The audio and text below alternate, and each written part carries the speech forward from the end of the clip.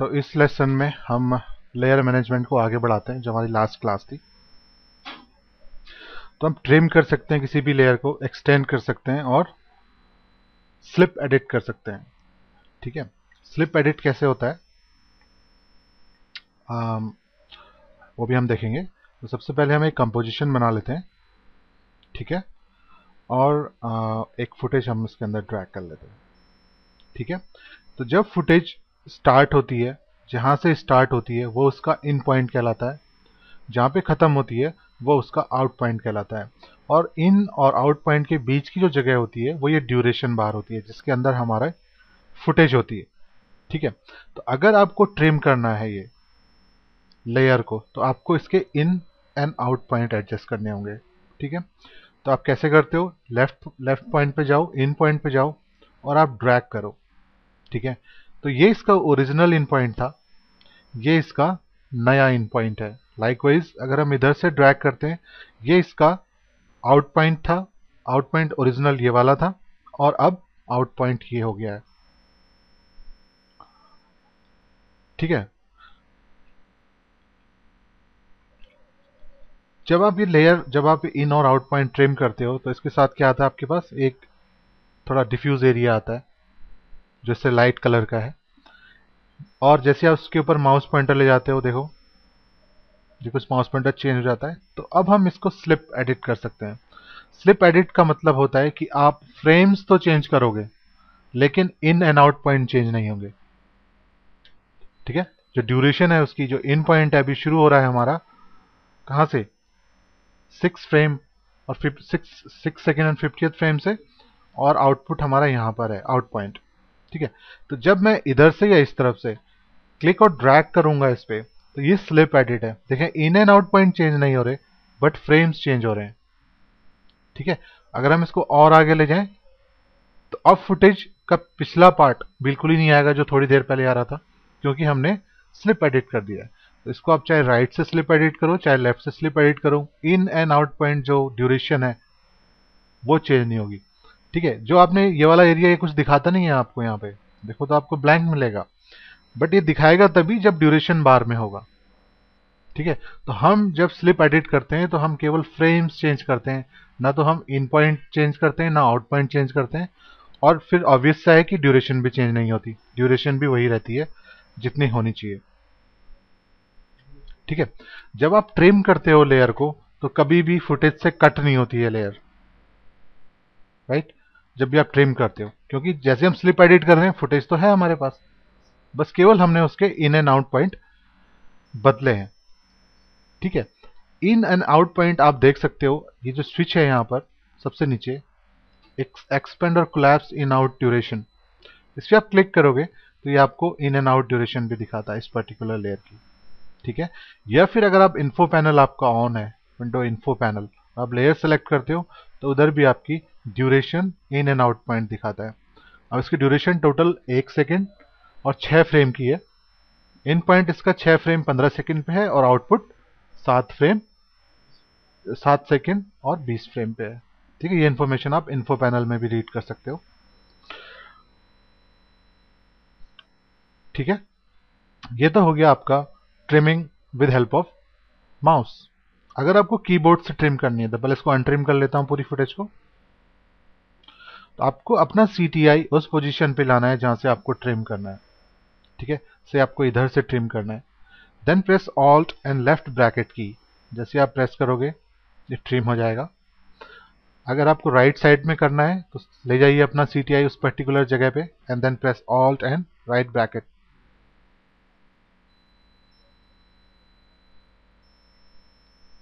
ठीक है, अगर आप स्लिप एडिट कर रहे हो और की फ्रेम्स भी आपकी लगे हुए हैं उस ड्यूरेशन में, तब देखिए किस तरह से ये बिहेव करता है।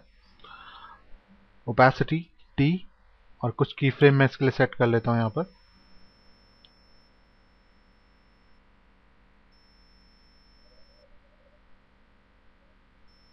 ठीक है, अब हम अगर इसको स्लिप एडिट करते हैं, देखिए क्या हो रहा है, की फ्रेम मूव हो रहे हैं इसके साथ, नहीं हो रहे। ठीक है, अगर मैं ड्रैग करता हूं तब मूव होते हैं क्योंकि मैं पूरी लेयर को ड्रैग कर रहा हूं। अगर हम केवल स्लिप एडिट कर रहे हैं तो की फ्रेम मूव नहीं होते। अगर आपको की फ्रेम भी मूव करने हैं तो आप सेलेक्ट करिए, और अगर अब आप स्लिप एडिट करते हो तो की फ्रेम भी मूव होते हैं। ठीक है, तो ये किस केस में इंपॉर्टेंट होगा, किस केस में आपको जरूरत पड़ेगी, जब आपने से मास्क एनिमेट किया हुआ है। मास्क तो प्रॉपर जाना चाहिए शेप के साथ, तो उस केस में आप इनको मूव कर सकते हो विद ड्रैग स्लिप, जो हम स्लिप एडिट करते हैं। ठीक है, कोई भी लेयर डीसेलेक्ट करनी है आपको तो आप प्रेस करते हो F2। F2 मतलब डीसेलेक्ट। अगर आप शिफ्ट F2 करते हो तो लेयर सेलेक्ट रहेगी लेकिन की फ्रेम डीसेलेक्ट हो जाएंगे। अगर मैं प्रेस करता हूं शिफ्ट F2, देखिए लेयर सेलेक्टेड है, बट जो की फ्रेम पहले सेलेक्ट थे वो अब डीसेलेक्ट हो गए हैं। ये चीज आपको ध्यान रखनी है। Clear? Okay, let's delete these की फ्रेम्स। ठीक है, एक और तरह की एडिटिंग होती है जिसमें आप, जिसको हम बोलते हैं हाँ लिफ्टिंग और एक्सट्रैक्टिंग।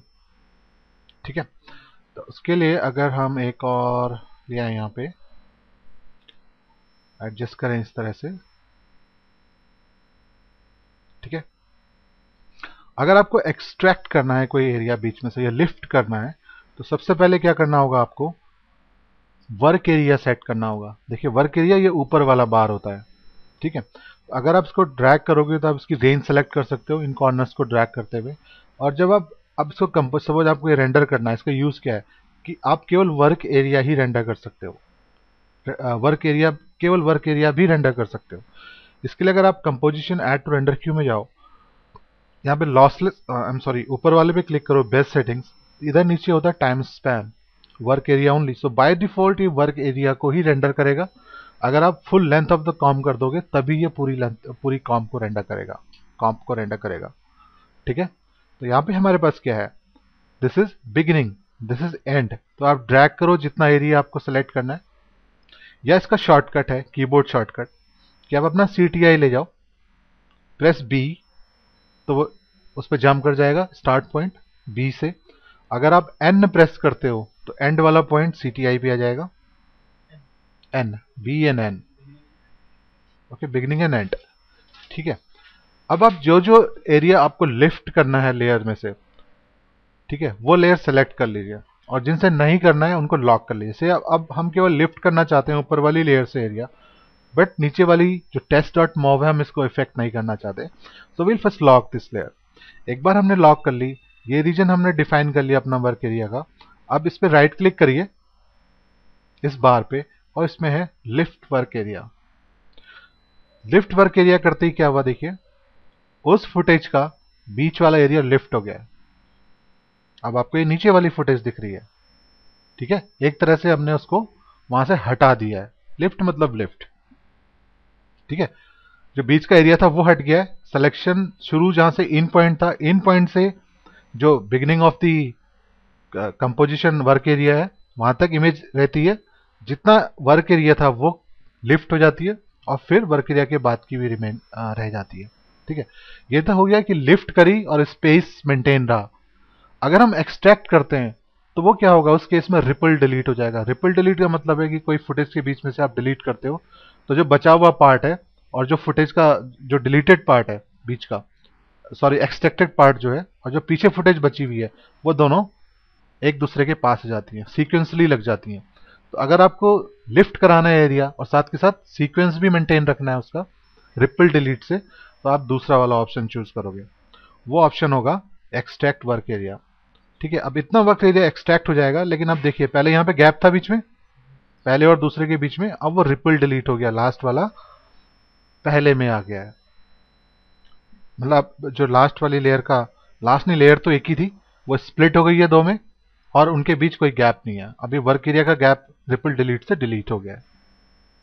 ठीक है, तीसरा ऑप्शन इसमें एक और आता है, वो लिफ्ट और एक्सट्रैक्ट से उसका कोई मतलब नहीं है। उसका मतलब है कि अगर आपने कोई कॉम बनाई, 13 सेकंड की ये बनी हुई है, लेकिन आप इतने में इंटरेस्टेड हो, ठीक है, आप चाहते हो कि जो कॉम्प की लेंथ है अब वो इस जो हमारा वर्क एरिया सेट किया हुआ है इसकी लेंथ के बराबर हो जाए, तो उस केस में आपको इस बार पे राइट क्लिक करना है और trim comp to work area करना है। जो ट्रिम की ड्यूरेशन अभी 13 सेकंड हो रखी है वो अब कम होके उतनी हो जाएगी जितनी इस बार की ड्यूरेशन है, यहां से यहां तक। ट्रिम करेंगे हम, तो अब हमारी ड्यूरेशन टोटल हो गई है 4.06, 4 सेकेंड एंड 06 फ्रेम्स, जो पहले थी 13 फ्रेम और 13 सेकेंड, राइट। तो ये 3 ऑप्शन इसमें टाइटल बार में आते हैं। ये तभी आएंगे जब आप इसका एरिया सेट करोगे, ठीक है, वर्क एरिया सेट करोगे, ठीक है।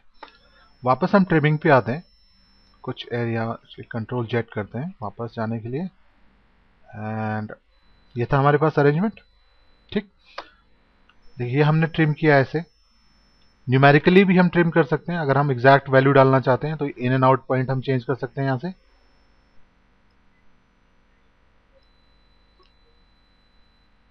ठीक है।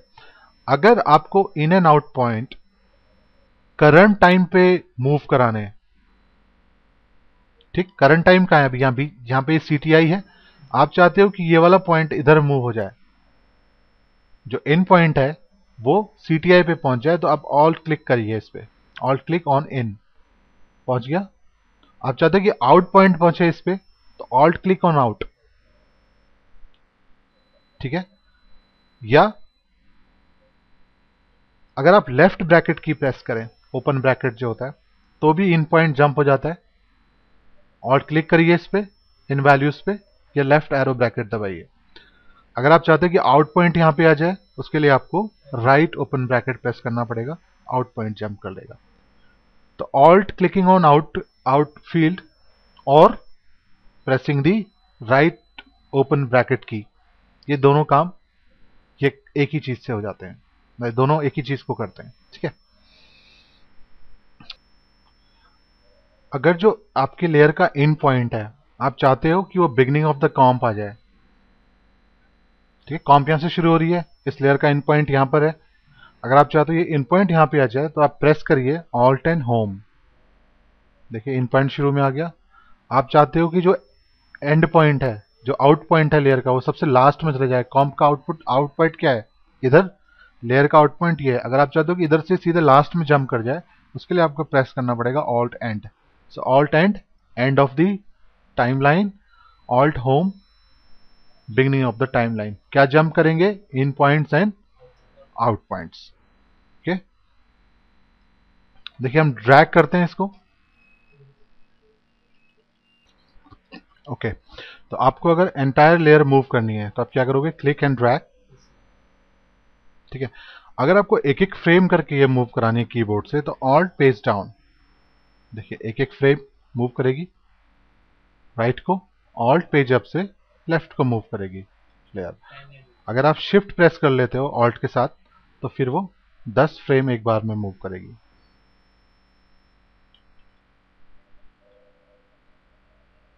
क्लियर है,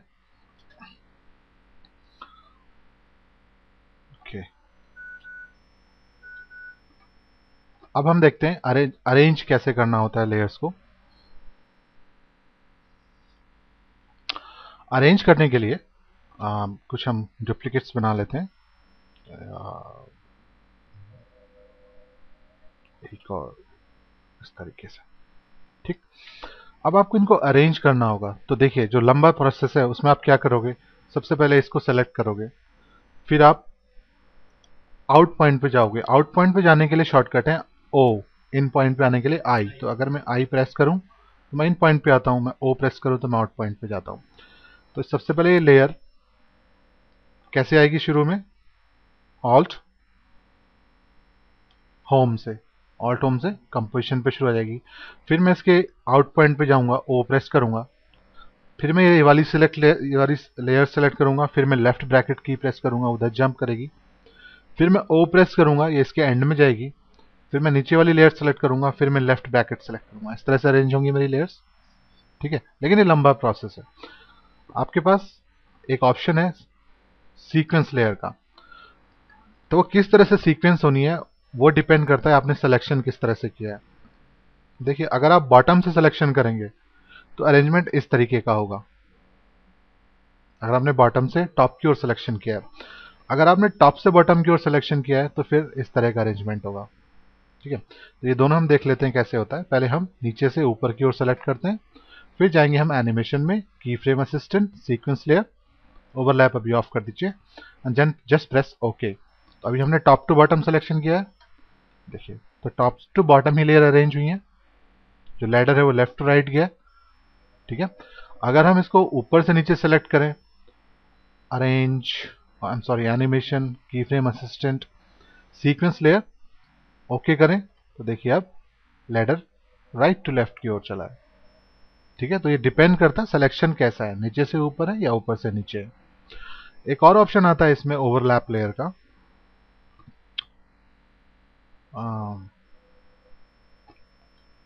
उसमें आपको करना होता है animation, sequence layer and then overlap.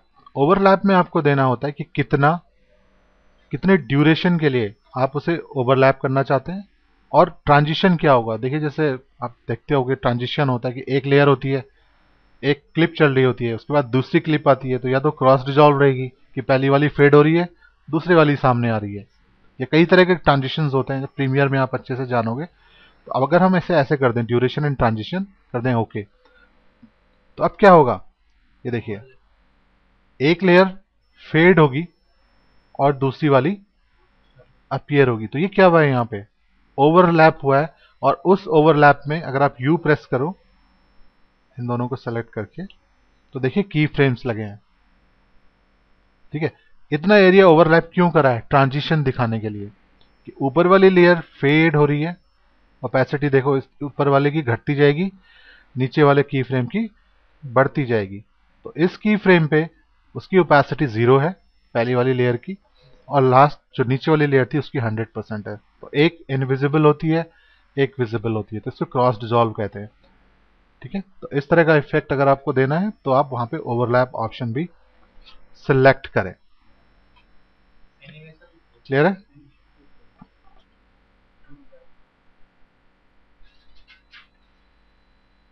देखिए आप कॉपी पेस्ट, आपको पता है आप कैसे करते हो, इसमें control C and control V से कॉपी करते हो।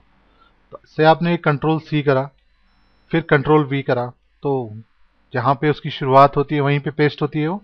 लेकिन अगर आपको पेस्ट करना है अपने CTI पे, ठीक है, तो आप करिए control alt we. Control alt we करोगे तो जो नई लेयर है वो टॉप ऑफ द स्टैक आएगी, और वहां से शुरू होगी जहां पर आपका CTI है। ठीक है, डुप्लीकेट लेयर आपको पता है कैसे करते हैं, कंट्रोल डी और एडिट डुप्लीकेट।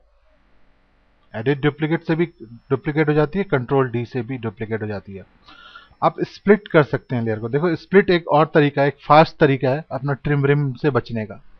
ठीक है, जैसे इस लेयर को मैं स्प्लिट करना चाहता हूं 2 लेयर में, मैं चाहता हूं कि यहां से यहां तक तो कुछ और इफेक्ट लगे, उसके बाद कुछ और इफेक्ट लगे इस पे। ठीक है, तो उसके लिए हम इसको स्प्लिट कर सकते हैं, कंट्रोल शिफ्ट डी, शॉर्टकट है स्प्लिट का, कंट्रोल शिफ्ट डी। अब क्या हो गया, लेयर स्प्लिट हो गई है दोनों में। ठीक है, 2 लेयर में स्प्लिट हो गई है। Clear? Let me delete this. देखिए इसको मैं यहाँ पे ड्रैग करता हूँ इस वाली फुटेज को, और इधर हम इसको रीनेम करते हैं। रीनेम कैसे करते हैं, हम सेलेक्ट करते हैं लेयर को, एंटर प्रेस करते हैं और नाम चेंज कर लेते हैं, या फिर राइट क्लिक करेंगे तो रीनेम सबसे नीचे आता है, सबसे बॉटम में इस मेन्यू में रीनेम है, उधर से भी आप रीनेम कर सकते हो। तो इसका जो ओरिजिनल फुटेज का नाम है जो प्रोजेक्ट पैनल में है वो है एनिमल 01। अगर इसको हम यहाँ पे रीनेम कर दें, हमने बोला जिससे हिरन। ठीक है, अब आपको देखना है कि प्रोजेक्ट पैनल में जब ये लेयर थी तो इसका नाम क्या था। तो ये जो लेयर नेम वाला यहाँ पे स्विच है, इस पे क्लिक करिए। ठीक है, देखिए लेयर नेम जो आपने लेयर पैनल में चेंज किया था, सोर्स नेम जो ओरिजिनल सोर्स था। ठीक है, ये बहुत जरूरी हो जाता है कभी कभी देखना। अगर आपको रिवील करनी है, प्रोजेक्ट पैनल्स में बहुत सारी लेयर्स हैं, आपको सीधे जंप करना है उस लेयर पे। जैसे आपको ढूंढनी है, सपोज कि वैन को मैं इधर ले आता हूं, अब आपको वैन वाली लेयर ढूंढनी है जो कि बहुत छुप गई है कहीं पे। तो उसके 2 तरीके हैं कि पहले आप वैन लिखो यहाँ पे, वैन से रिलेटेड कोई और लेयर आएंगी तो वो भी दिख जाएंगी यहाँ पे। लेकिन आप एग्जैक्टली उसको सेलेक्ट भी करना चाहते हैं, नॉट ओनली सर्च, अभी आपको क्या करना पड़ेगा, one and then click to select, अब क्या करो, राइट क्लिक करो यहां पर और इधर आएगा आपका रिवील लेयर सोर्स इन प्रोजेक्ट। जैसे आप रिवील लेयर सोर्स इन प्रोजेक्ट करोगे, न केवल उस लेयर को ढूंढेगा बट उसको सिलेक्ट भी करके रखेगा। ठीक है, आपको मैंने जो पहले दिन ये बताया था फ्लो, ठीक है, अगर आपको फ्लो में रिवील कराना है इसको तो वही तरीका है, right click and reveal layer in project flow chart. तो फ्लो चार्ट में जाके वो लेयर सेलेक्ट हो जाएगी। ओके, और इस लेयर की इंफॉर्मेशन आप इन्फो पैनल में भी दे सकते हो। अगर आपका इन्फो पैनल ऑन है तो आप प्रेस करो कंट्रोल ऑल्ट ई, प्रेस करोगे तो वो लेयर से रिलेटेड इंफॉर्मेशन भी वहां पे दिखा देगा आपको। ठीक है, even this is animal 01, right. यहां पे मैं इसको चेंज कर देता हूं, एनी। ठीक है, अब इसको हम यहां ड्रैग करते हैं। अब हम प्रेस करते हैं कंट्रोल ऑल्ट ई। ठीक है, तो जो इंफॉर्मेशन आती है वो ओरिजिनल फाइल की आती है, भले ही आप उसे प्रोजेक्ट पैनल में भी चेंज कर दो। आप इसे प्रोजेक्ट पैनल में भी नेम चेंज कर दो तो जो इंफॉर्मेशन इन्फो पैनल दिखाएगा ये उस फाइल का वो नाम दिखाएगा जो आपका ओरिजिनल फाइल हार्ड डिस्क में रिसाइड कर रही है। ठीक है, तो इस क्लास में हम इतना ही करते हैं। नेक्स्ट क्लास में हम पढ़ेंगे इन स्विचेस के बारे में जो यहाँ पे स्विच होते हैं। ठीक है।